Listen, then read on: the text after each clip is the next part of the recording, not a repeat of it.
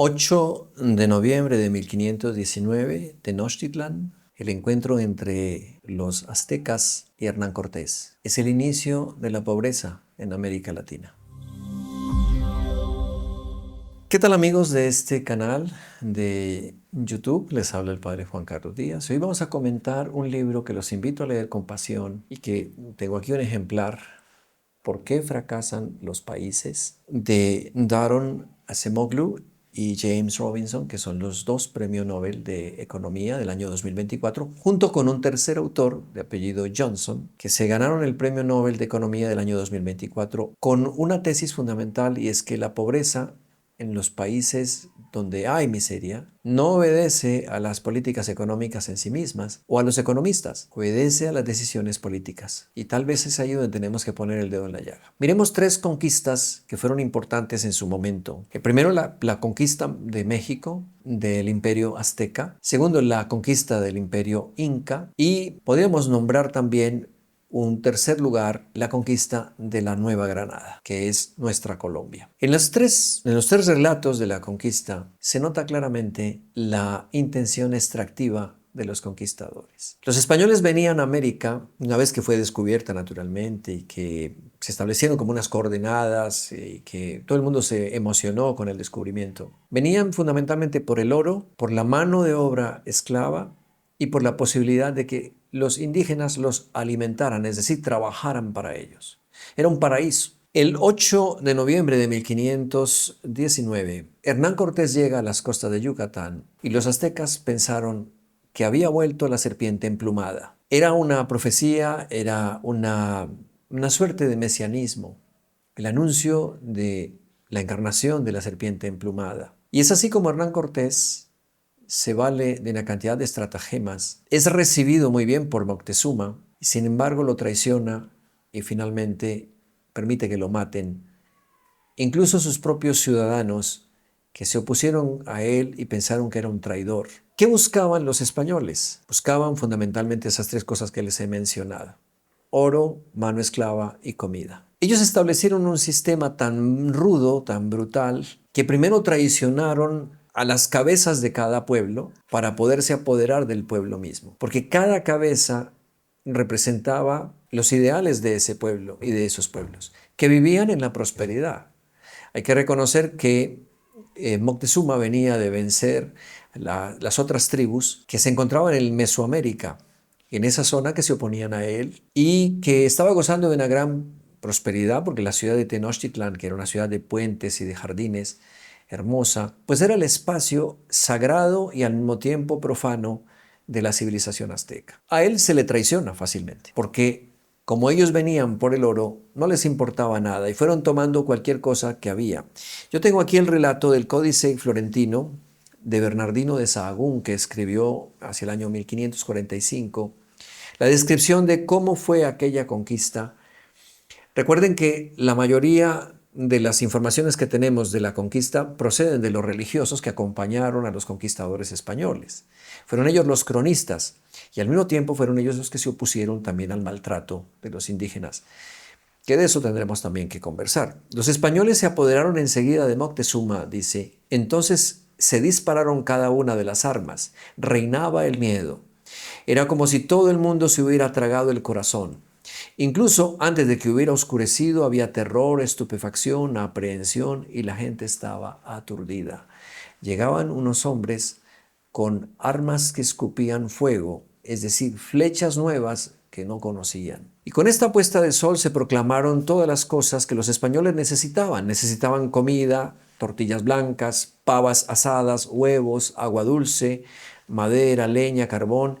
Y el que recibía las órdenes era Moctezuma, que estaba convencido de que aquel hombre de barba y blanco era la encarnación de la serpiente emplumada. Cuando los españoles se hubieron asentado bien, preguntaron a Moctezuma sobre todo el tesoro de la ciudad. Buscaban oro con gran celo y Moctezuma fue allí para dirigir a los españoles. Ellos fueron rodeándole, le abrazaban, le agarraban, dice el franciscano Bernardino de Sahagún. Cuando llegaron al almacén, a un lugar llamado Teocalco, llevaron todas las cosas brillantes, el abanico de la cabeza de plumas de quetzal, los artefactos, los escudos, los discos dorados, las narigueras de oro con forma de luna creciente, las bandas de oro para las piernas, los brazos y la frente. Es decir, aquellos elementos religiosos que servían para mostrar el origen divino del gran cacique, en este caso de Moctezuma.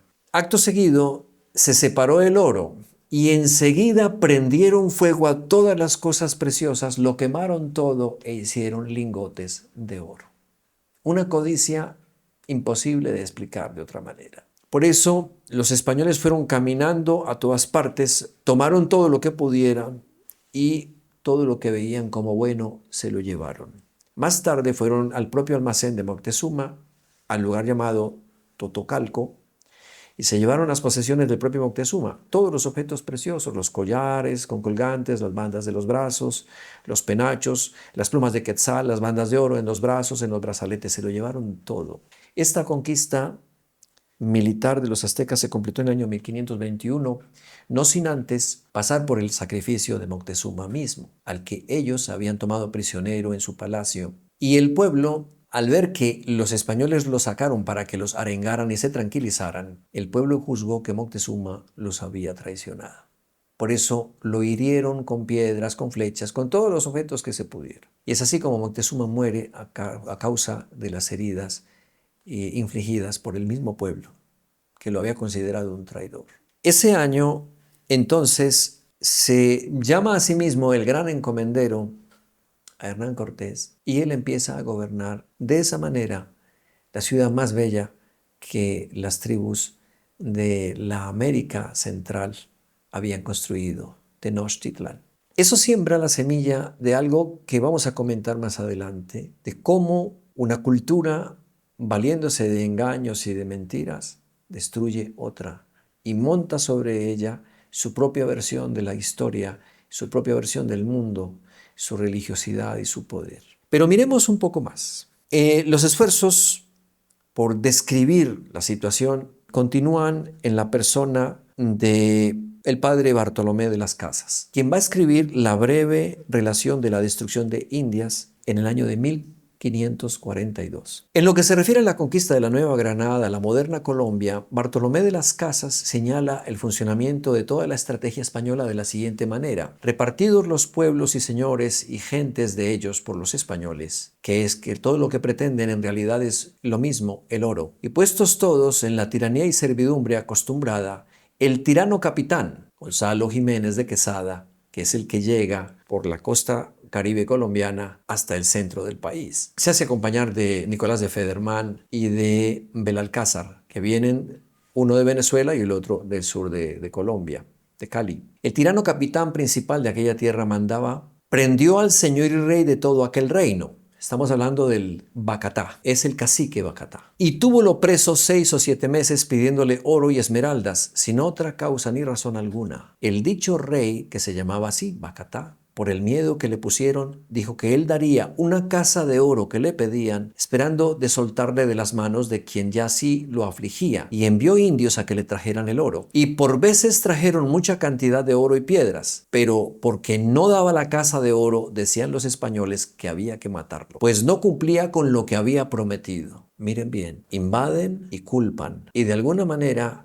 inculpan para poder juzgar posteriormente. El tirano dijo que se lo pusieran por justicia ante él mismo. Lo pidieron y así por demanda acusaron al dicho rey de la tierra. Él dio sentencia condenándolo a tormentos si no daba la casa de oro que había prometido. Le dieron un tormento que se llama el tracto de cuerda, que le echaban cebo ardiente en el estómago, poniéndole cada pie en una herradura y luego también en el cuello para estirar el cuerpo y los brazos. Y así le daban fuego a los pies y entraba el tirano de rato en rato esperando que éste le entrara la gana de decir dónde estaba el oro. Así decidieron matarlo poco a poco en tormentos y se cumplió y mató al dicho señor con esos tormentos. Como pueden darse cuenta, era clara la iniciativa. Venimos por el dorado, es decir, venimos por la leyenda del oro a raudales. Ya la experiencia de México había sido muy ilustrativa. Pero miremos también la conquista del Perú, que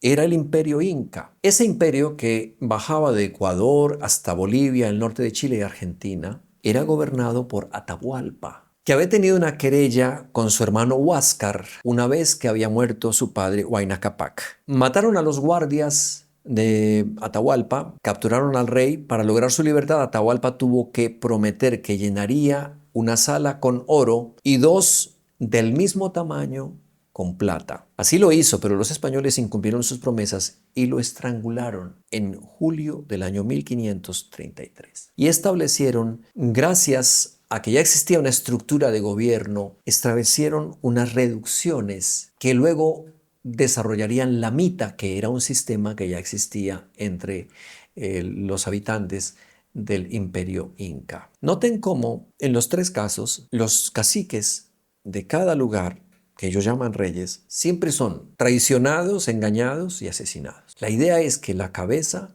una vez vencida, permite que nos apropiemos del pueblo.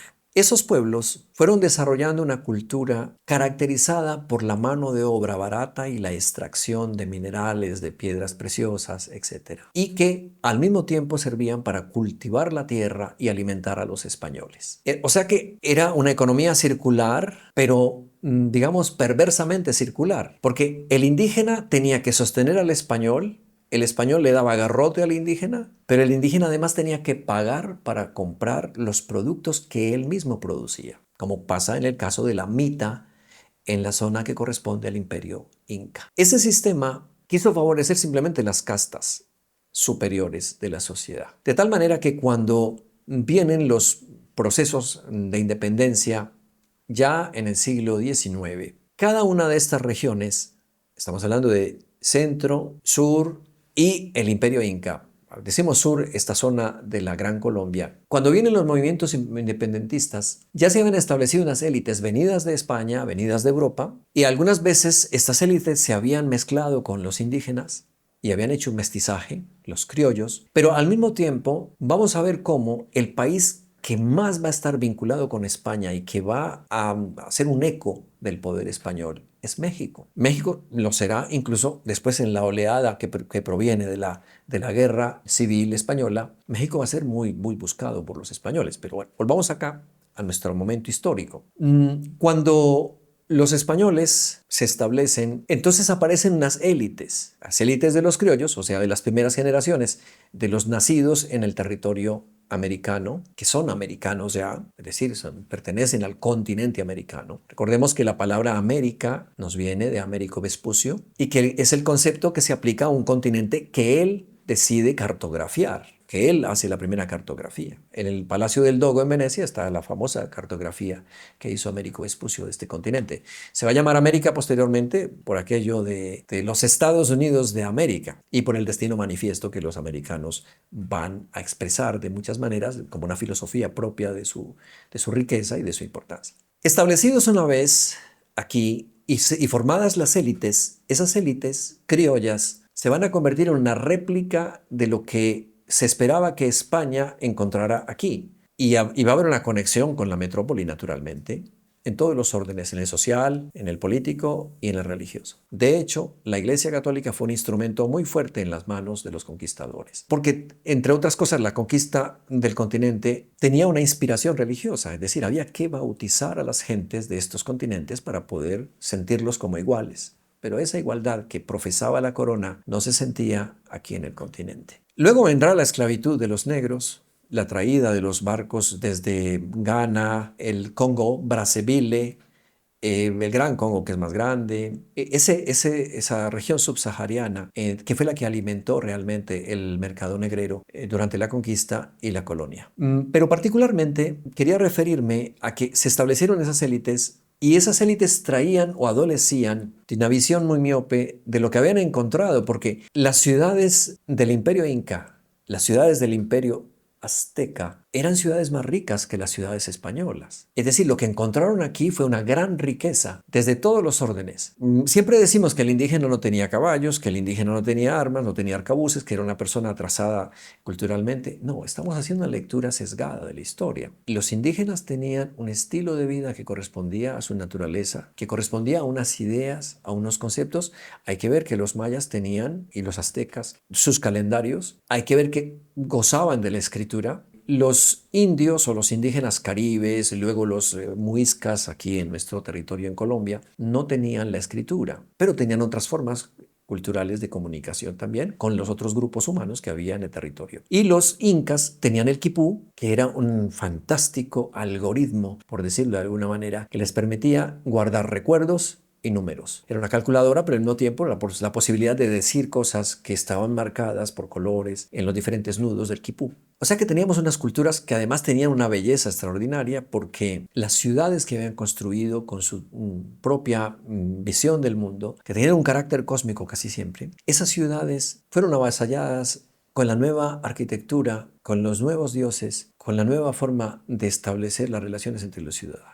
No había propiedad privada, no había una vida que alentara, no había un concepto de existencia que valiera la pena para el indígena, porque lo que valía la pena era lo que llegaba de Europa, que era estructurado, lógico, etc. Eso es lo que pasa en América Latina, pero viene por otro lado la conquista del Norteamérica y los británicos que llegan a través de una empresa que se llamaba así, de Virginia Company, vienen a establecerse en el norte porque no tienen otra zona donde establecerse. Ya los españoles habían ocupado con los portugueses Suramérica y Centroamérica, de manera que lo que encuentran es lo más pobre de ese momento, una pobre biodiversidad, unas situaciones agrestes. Había una menor población indígena, pero esa población indígena era completamente agreste, indómita, y por tanto ellos tuvieron que enfrentarse a ellos para poder lograr al menos un poco sobrevivir. Y Jamestown, que fue el primer asentamiento que establecieron los británicos, fue un fracaso al principio. Es decir, se estaban muriendo de hambre porque ellos pensaban con el modelo español, es decir, vamos a tomar a los indígenas, los vamos a obligar a que nos den alimentación y que trabajen para nosotros. Aquello fue un desastre. Los indígenas no hicieron esas tareas y entonces ellos tuvieron que hacer una Jamestown, trayendo entonces a los carniceros, trayendo los zapateros, trayendo los que hacían las telas, trayendo una serie de artes y oficios, y entonces se fueron estableciendo con una gran creatividad y resolviendo ellos mismos su día a día, no dependiendo de los indígenas, que los indígenas estaban en contra de ellos naturalmente. Si nos ubicamos en el siglo XVIII, Inglaterra empieza la revolución industrial, el uso del vapor para la máquina y el vapor que se convierte también, digamos, en la máquina de producir la maquila de las telas y una serie de bienes de consumo que eran producidos ya en masa. Eso a costa también del hambre y de la miseria en Londres y en algunas ciudades inglesas como Liverpool. Entonces nos encontramos con que desde el siglo XVIII esos inventos, esa revolución industrial pasa a Norteamérica, a esas colonias que poco a poco se van enriqueciendo con la presencia también de aquellos que venían de Inglaterra huyendo de la persecución religiosa de Oliverio Cromwell y de Isabel I. Pero también hubo persecución de María Estuardo, reina de Escocia. Esas diferencias religiosas las vinieron a resolver aquí y venían a esta tierra de promisión como una tierra prometida, una tierra que Dios les había regalado para salvar sus vidas, pero también para mantener la presencia de Dios en donde ellos iban. De esa manera, poco a poco, estas colonias británicas empiezan a crear su propia manera de subsistir y a inventar formas nuevas de subsistencia, fundamentadas ya bien en la manufactura, en los diferentes artes y oficios. Y así va creciendo una economía distinta a la de los pueblos de América del Sur, que eran sociedades donde las élites estaban de espaldas al pueblo, donde había una economía extractiva y donde era muy difícil romper el esquema de la producción porque estaba fundamentada en las materias primas, particularmente el oro y todos los bienes que van apareciendo, porque luego ya se empezó a explotar la quina, el guano,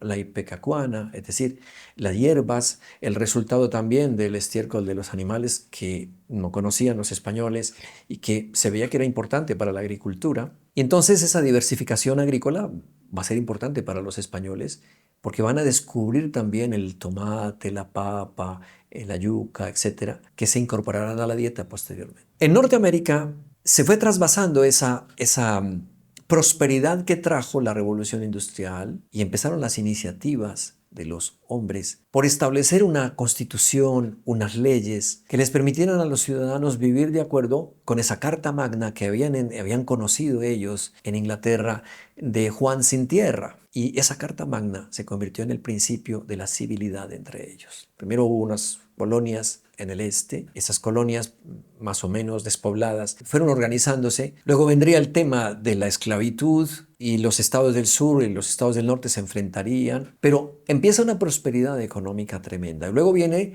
la crisis de la invasión napoleónica en España hacia 1808. Ya estoy adelantado al siglo XIX.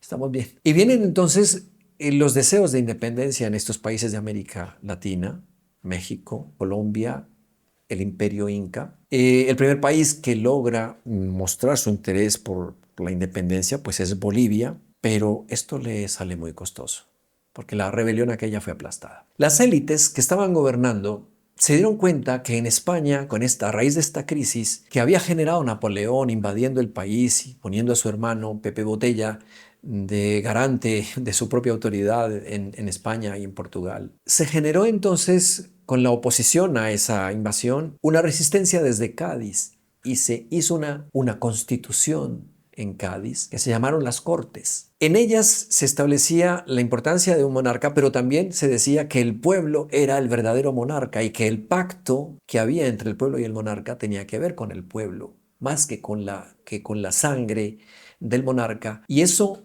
causó escozor en las colonias, particularmente en México, porque los mexicanos dijeron, si nos vamos a independizar, hagámoslo por nuestro camino, pero no prestemos atención a esa constitución, no la quisieron aceptar. Luego en Sudamérica pues aparece Simón Bolívar, que se convierte como en el prócer de la independencia de estos países andinos, desde Colombia, desde Venezuela, Colombia, Ecuador, hasta Perú y Bolivia. Y luego vendrá San Martín en el sur, etc. Para hacer más breve el relato, esas élites que se establecieron en México, en Colombia, en el Perú, etc., esas élites no estaban interesadas en darle al indígena, al pueblo y al negro la posibilidad de beneficiarse de la riqueza de las naciones. En el norte había empezado un movimiento un poco inspirado en el pensamiento de Adam Smith, que decía que había una mano invisible que era la mano de Dios, en donde la prosperidad surgía de la iniciativa de cada individuo. Aquí nos encontrábamos con que no había iniciativa, había mano esclava, gente haciendo lo que no quería y la imposibilidad de crecer económicamente en la sociedad avasallada, con una élite muy fuerte arriba de ellos, que se imponía de todas las formas y que no permitía una legislación clara, ni siquiera reivindicativa. Por eso entonces esas élites nunca estuvieron de acuerdo con que la gente de abajo pudiera beneficiarse de la riqueza de la que ellos se beneficiaban. De hecho, los próceres de la independencia de Colombia, que se paran en el 20 de julio en la casa, en el balcón, ellos mismos van a decir, ¿y ahora qué hacemos después de declarar una independencia que fue fallida? Porque vendría después la Reconquista. Y la Reconquista se hizo en todo el continente un poco como respuesta a la situación que se presentaba en España. México fue el lugar de muchos experimentos, entre ellos un pequeño imperio que duró nada, pero también el experimento de presidentes que se pasaban la pelota el uno al otro. Hablamos de 2 presidentes. López de Santana, por ejemplo, es el que recuerdo, que gobernó 11 veces. Miren bien que en el norte, entonces, viene la Revolución Mexicana, 1910, y en el norte se empieza a organizar una sociedad en torno a unos valores que tienen que ver con el ciudadano. El ciudadano se convertía en la piedra angular de una sociedad nueva, que no era rica, sino organizada. Es decir, sobre unos valores, sobre unos principios, en donde ellos mismos habían venido huyendo de una persecución religiosa, pero al mismo tiempo estaban imbuidos en toda la gran elaboración de la Ilustración y de la Revolución Francesa. Y por tanto, el ciudadano, le citoyen, había marcado la imagen del ciudadano del norte. El ciudadano tenía que tener las mismas posibilidades, alcanzar las mismas metas, ser creativo, porque era lo que habían recibido de Inglaterra con el cuento famoso de esa mano invisible, la mano de Dios, en la que cada persona con su propia inteligencia es capaz de generar capital. De esa manera, entonces, el norte empezó a ser próspero y el sur, es decir, estas naciones nuestras, cada vez más pobres y miserables.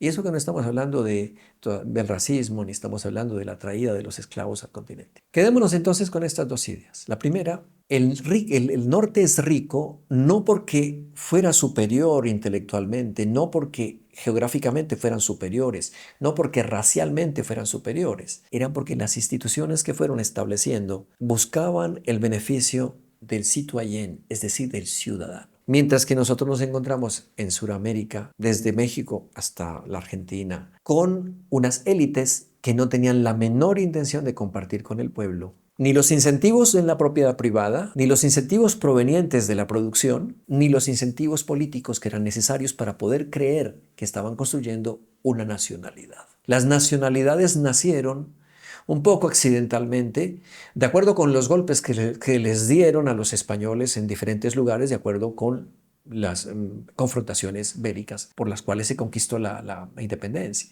De esa manera, estos autores, estoy hablando de Daron Acemoglu y James Robinson, en su libro ¿Por qué fracasan los países?, establecen una tesis fundamental. El problema de las economías no radica en los economistas que por lo general tienen tienen una visión clara de lo que está pasando y de cómo podríamos componer las cargas para encontrar un equilibrio entre la producción, la ganancia, la riqueza y la pobreza. Un equilibrio. Ellos dicen, hacer economía es fácil. Crear ideas para lograr el equilibrio en esa sociedad en donde hay que balancear incluso hasta la pobreza. El problema es la visión política.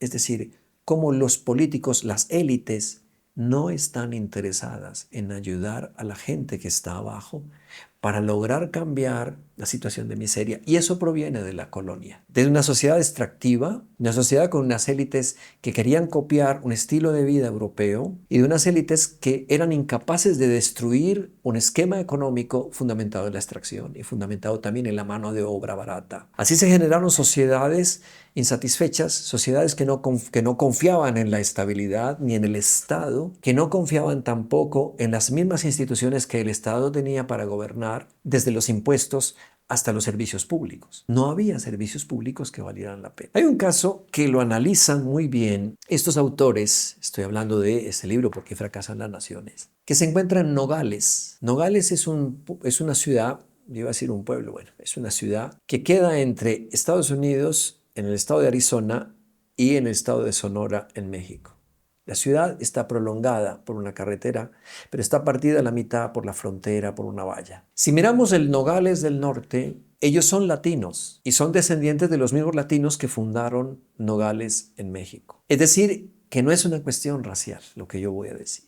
No es una cuestión geográfica. No es una cuestión cultural, no es pereza latina. Los habitantes de Nogales del norte son 10 veces más ricos que los de Nogales de Sonora. Los de Nogales de Arizona tienen mejores escuelas, tienen incentivos para la propiedad privada, tienen incentivos para la creatividad, han logrado un equilibrio social, han logrado generar servicios públicos de calidad a partir de los impuestos que han hecho que el ciudadano tenga valor por sí mismo. En cambio, al sur, en Nogales, que pertenece al estado de Sonora, encontramos una sociedad que es un poco más rica que el resto de los pueblos que hay alrededor, es decir, que los mexicanos medios, pero una sociedad que es disfuncional, donde hay confrontaciones entre las bandas de narcotráfico, donde no hay servicios públicos de calidad, donde el ciudadano tiene inseguridad por su propiedad privada y donde no hay un mercado inclusive o que tenga la habilidad de incluir a las personas y de hacer de las personas la fuente de la productividad, sino que las personas hacen lo que pueden para sobrevivir. No se trata de la creatividad del norte, que decíamos que la mano invisible de Dios traerá la fortuna. No, se trata de que el ciudadano está insatisfecho y no encuentra en las élites la respuesta suficiente para una vida normal, cómoda y tranquila. La gran tesis, pues, de estos, yo digo, gigantes de la economía, es que la política debe ser el primer tema de la economía. La economía no puede funcionar por sí sola. La economía dará resultado en la medida en que esa sociedad que acoja un sistema, una idea, un concepto sobre cómo organizar la vida, pueda socializarse y pueda ser compartida por todos. Nuestros países fracasan socialmente porque no tenemos élites que nos acompañen, que nos ayuden. Hablo, por ejemplo, del caso de Colombia, que es nuestro país, el país mío, en el que yo vivo y bueno, al que amo. En Colombia los impuestos no se ven reflejados en la vida cotidiana. Les digo solamente eso. Nosotros pagamos impuestos hasta por tomarnos una soda. Nosotros pagamos impuestos por absolutamente todo. Aquí el IVA es muy alto y sin embargo nuestras escuelas están desvestijadas, nuestros hospitales a veces son muy precarios. La posibilidad de que las personas mayores accedan a una seguridad social es casi que imposible. Y cada vez estamos más insatisfechos con el poder adquisitivo del dinero y poder llegar a final de mes o poder llegar al final de la vida a tener una vida digna. Nada de riqueza, nada de lujo, sino digna. ¿Dónde está el problema? El problema radica en la clase dirigente, en los políticos. Ellos han hecho de sus puestos un botín y han construido una sociedad amañada, acostumbrada, que ha normalizado la corrupción, que ha normalizado el tráfico de influencias como algo natural a la política. Y por eso, no las nuestras, que son sociedades muy ricas de suyo, vivimos en la miseria, vivimos mal. Bueno, mis queridos, muchas gracias por estar ahí y los animo a leerse este libro, ¿Por qué fracasan las naciones?, que realmente es apasionante. Muchas gracias.